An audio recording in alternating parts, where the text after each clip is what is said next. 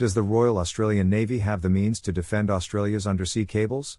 More than 97% of the world's communications are transmitted through subsea optical fiber cables crisscrossing the ocean floor, surrounded by armoring wire and a polyethylene cover. Thank you, and welcome to this channel.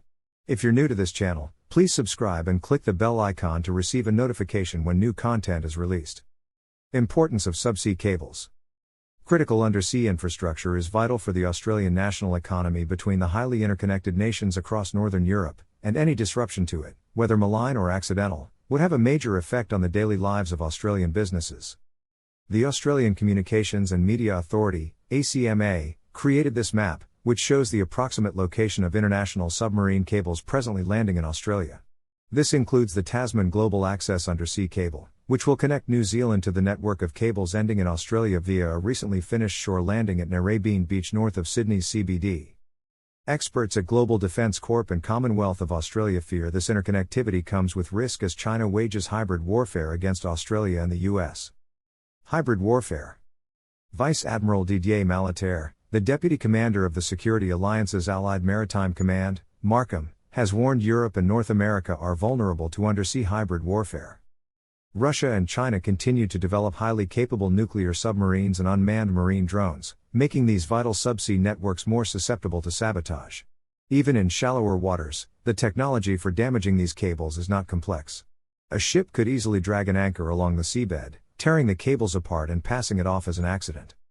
An incident of this nature unfolded in October last year when an anchor damaged a gas pipeline and several telecom cables connecting Estonia with Finland under the Baltic Sea. In June 2023, Space Norway cables were sabotaged, suspecting that the Russian intelligence agency had sabotaged the cable.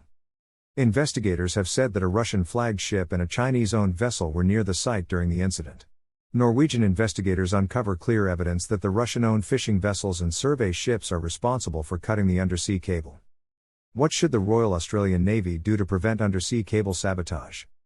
The NATO Maritime Centre for Security of Critical Undersea Infrastructure is a networking and knowledge centre concentrating on QI.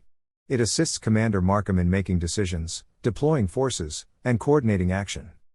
The Sound Surveillance System was the original name for a submarine detection system based on passive sonar that the United States Navy developed to track Soviet submarines. The system's true nature was also classified under the name and acronym SOSUS. The SOSUS is based in the South China Sea and does not protect Australian shores if a commercial vessel is fitted with technology to cut submarine cables, as in the Norwegian incident. In the event of a resurgence in the global submarine threat, Norway built fixed undersea surveillance systems. The Royal Australian Navy could build similar infrastructure and collaborate with Japan, South Korea and the NATO Maritime Centre for Security of Critical Undersea Infrastructure to monitor the maritime domain near shore and offshore.